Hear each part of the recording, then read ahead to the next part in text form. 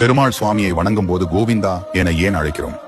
கோவிந்தா என்ற பெயர் உருவானதற்கு ஒரு புராண கதை உண்டு. ஒருமுறை சீனிவாச பெருமாள் அகத்திய முனிவரின் ஆசிரமத்திற்கு சென்று ஒரு பசுவை தானமாக கேட்டார். ஆனால் அகத்திய முனிவர் பிரம்மச்சாரிக்கு பசுவை தானம் செய்யக்கூடாது என்று கூறினார். அதன் பிறகு சீனிவாசர் பத்மாவதி தாயாரை திருமணம் செய்து கொண்டு பசுவை பெறுவதற்காக அவரது ஆசிரமத்திற்கு சென்றார். அப்போது அகத்திய முனிவர் ஆசிரமத்தில் இல்லை. அவரின் சீடர்களோ குருவின் அனுமதி இல்லாமல் பசுவை கொடுக்க மறுத்துவிட்டனர்.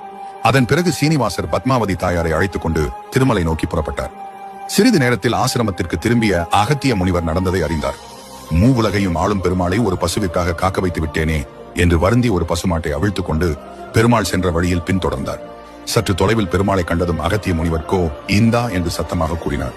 கோ என்றால் பசு, இந்தா என்றால் எடுத்துக் கொள்ளுங்கள் என்று பொருள். அகத்திய முனிவர் கோ இந்தா என்று கூறிக்கொண்டே சென்றது கோவிந்தா என்று மாறியது.